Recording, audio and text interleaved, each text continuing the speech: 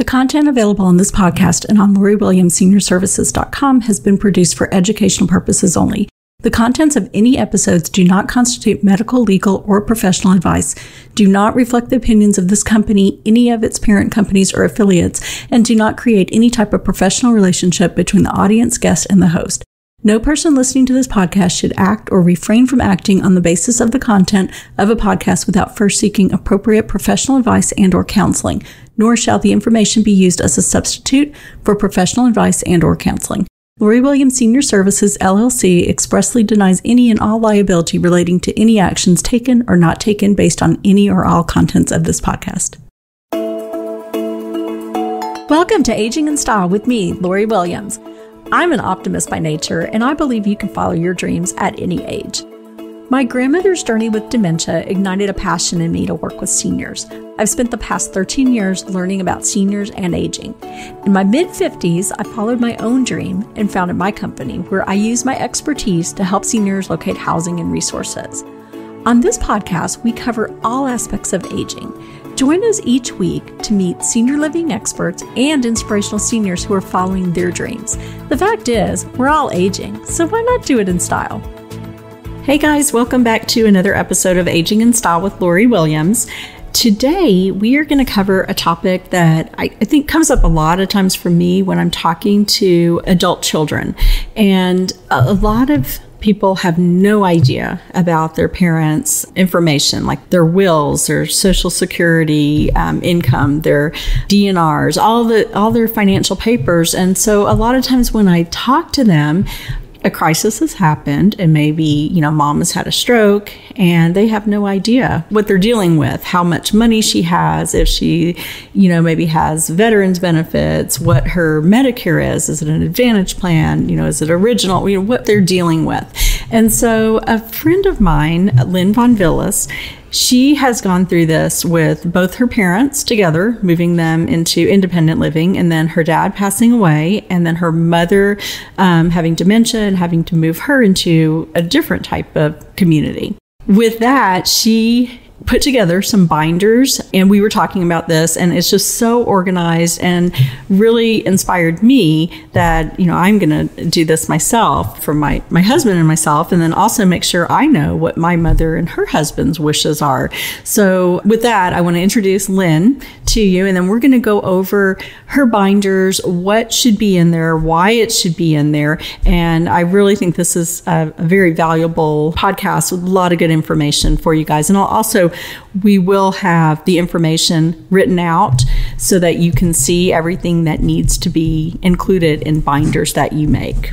Okay, and I also do want to add that this is not legal advice. Neither one of us are attorneys, so for anything that's legal advice, please go to your attorney for that type of information. But this is just information on making life easier for you and to have all these documents in place should you need to help your senior parent. So Lynne, welcome so much. I'm glad that you agreed to be on the show and share your knowledge. Great. Okay, so let's kind of jump into it. I know we were talking ahead of time that really your dad had everything organized, which is wonderful. But he had it in big filing cabinets. So did he kind of share with you what was in there beforehand? Absolutely. I knew everything. Okay.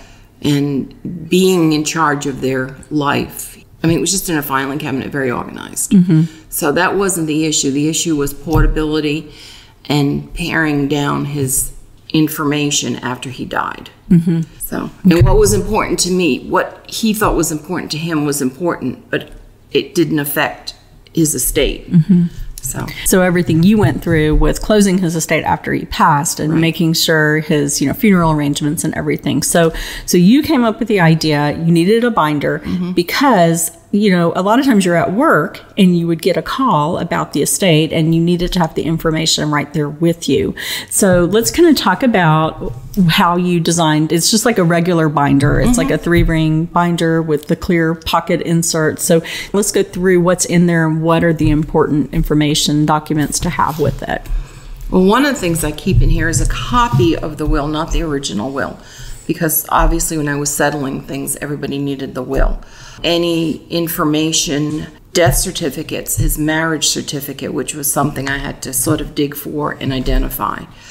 I kept a copy of his Social Security card, and I do this for my mom, and she's in the assisted living, but a copy of his Social Security card, his license, their passport, their Medicare card, and their supplemental insurance cards, all in one, because that I'm always going back to.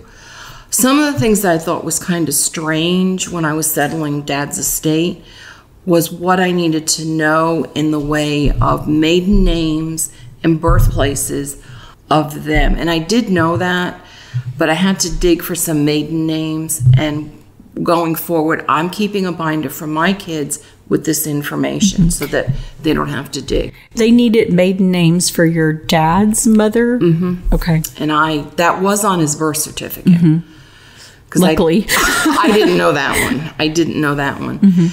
And the other thing was make sure that if you're the POA, keep everything together, and the DNRs, obviously. Change all the addresses to your address so that mail is coming to you and not scattered about. And you do that, like when they go into senior living, you did that? Yes. Okay. No, they were in senior living. And then when my mom went into the assisted living facility, I had everything transferred here. Okay. Because you needed to see it, and she wasn't able to really understand what it was. Right. Okay, gotcha. And the other thing was Social Security. You have to become, again, it's not legal, but you have to become their representative payee to receive and deal with their Social Security. I ended up getting a note from the doctor to make this happen because my mom just couldn't understand what was going on. And doctor wrote a letter. I went up to Social Security and became her legal payee. And you needed that, even though she's still alive, but for like to do her taxes, right? Or if I have any questions with her Social Security, I can deal 100% with Social Security, not her. And with COVID, like normally you could have taken her with you to the Social Security office. I could have. She's not in that. No. But trying to do it, they were trying to have her on the phone to do it with you. And you said that she didn't process that. Yeah. So she just kept saying, she's my daughter. Well, I mean, I could have had a stranger on saying she's my daughter. So I ended up getting a note from the doctor to say that she was not financially responsible. It was easy. I went up to Social Security and did it. Bank accounts, make sure you're a signer on all their bank accounts. Credit cards, I canceled them all. I just have a debit card. Stocks and bonds, make sure that you have your name on their stocks and bonds, or accessibility to them, or have them in an electronic form, not paper form. Well, and you mentioned earlier your dad. Your dad had GE stock, right, in paper form. Yep. And I didn't know it. I didn't know what they were. Yeah. And I was just lugging them around, and I went to see a financial advisor and said, do you know what you have here? I said, no. And I thought Rhett would have a little meltdown. And it was like several $100,000. It was. If they had been lost, that was it. There was no way to claim that. Correct. Oh. So that's old time now. My dad died, he was 92, so this is very old. Know about their retirement and pensions account. Dad, again, old time, had a pension account from GE, so I had to get into that and make sure that was taken care of.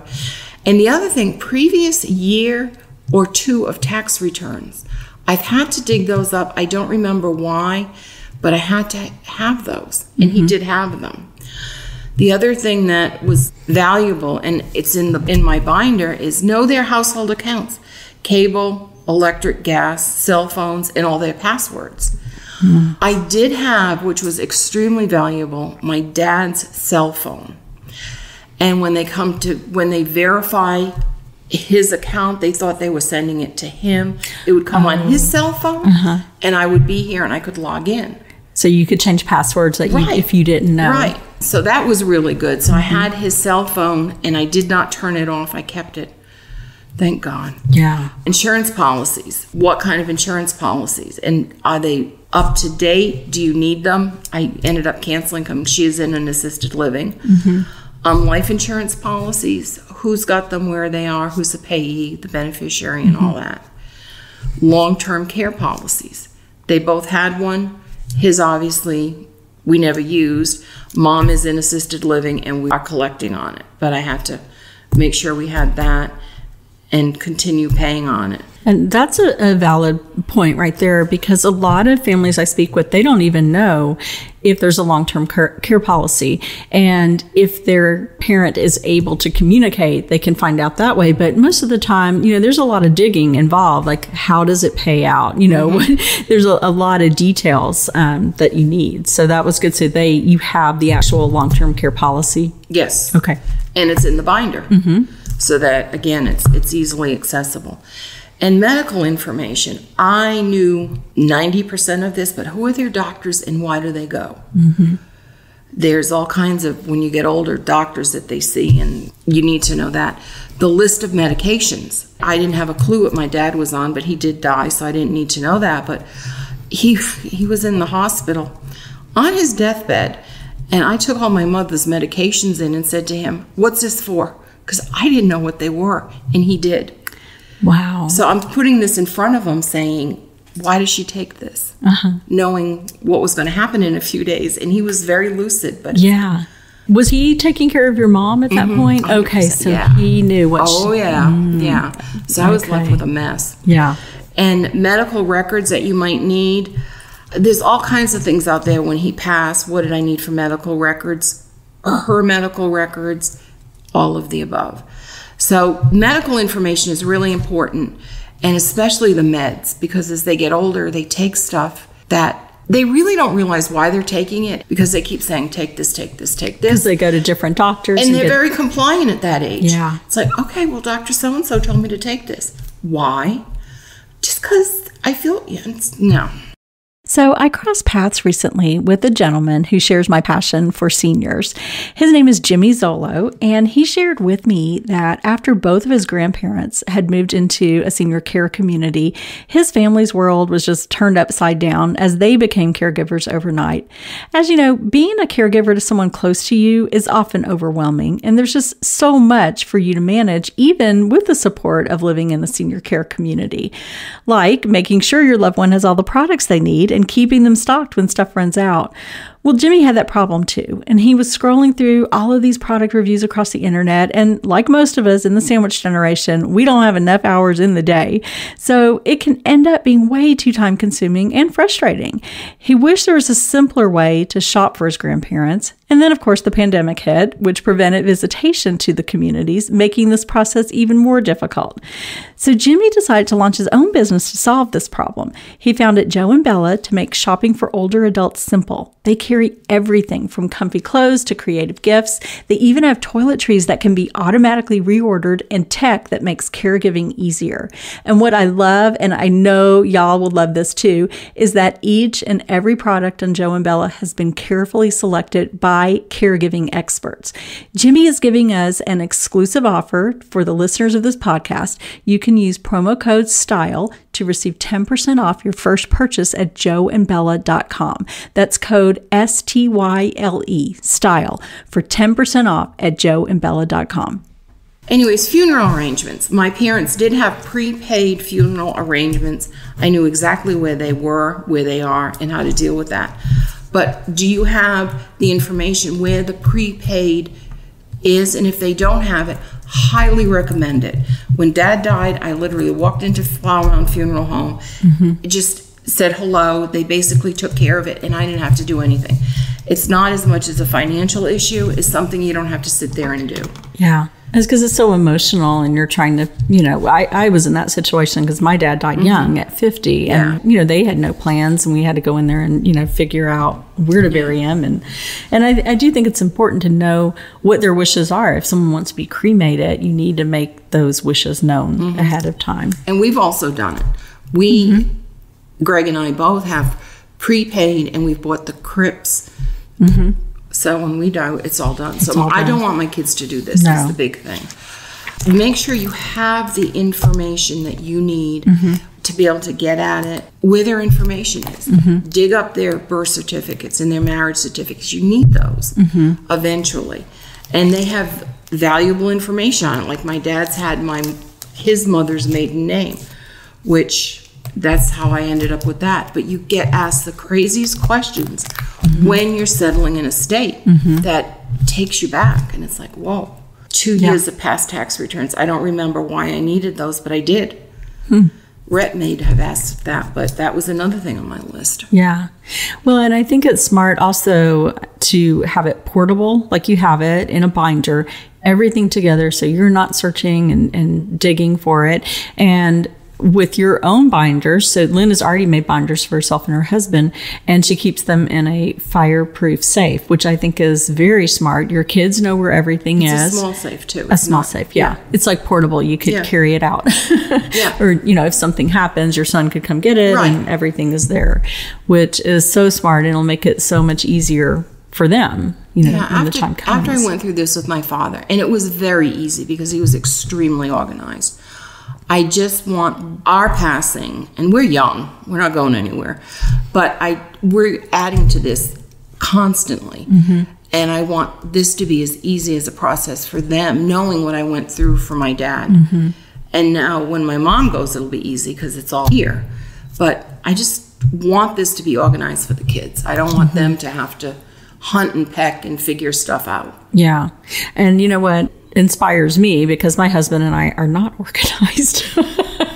And I will admit it. And, and honestly, most of the people I talk to are not organized. And I think it comes down to, it's hard to have that conversation. People don't really like to talk about it. And so they don't ask their parents' wishes. And we really do need to get past that, because it causes a lot more stress, I think. I just don't want my kids to go through what I went through. No. This will be easy for them. And through the next 10 years, I'll continue to add to this as we need to. But it's a start, and it's started. Mm-hmm. And as I have to do stuff for my mom and did for my dad, I put it in here. Yeah. Just as a reminder. Mm-hmm. And there's always something new you discover, because today there was an article, and what was it about? Sending their death certificate to the 3 credit bureaus. And that I did not do. Mm-hmm. But I thought that was interesting, to send the death certificates and notify the credit bureau. And that's for identity theft. And I thought, whoa, I thought I was pretty good, but after reading this, I was like, I didn't do that. I would never have thought of that. And to cancel the driver's license if it's still a valid, because again, identity theft. And I thought, I didn't do that because my dad's license obviously had been expired. Expired. But to the credit agencies, to prevent ID theft, send copies of the death certificate to the 3 major firms, Equifax, Experian, and TransUnion. Mm-hmm. So that was interesting. That's something, I would never have thought about that. But, those criminals are out there. Always looking for something. Any other advice that you would have? Not really. Again, I think the biggest thing is to put it together in a binder that's easily accessible. Mm-hmm. I carried this around for my dad, and I've got it for my mom. And she goes into the hospital. I just take this with me. Mm-hmm. And everything is here. Yeah.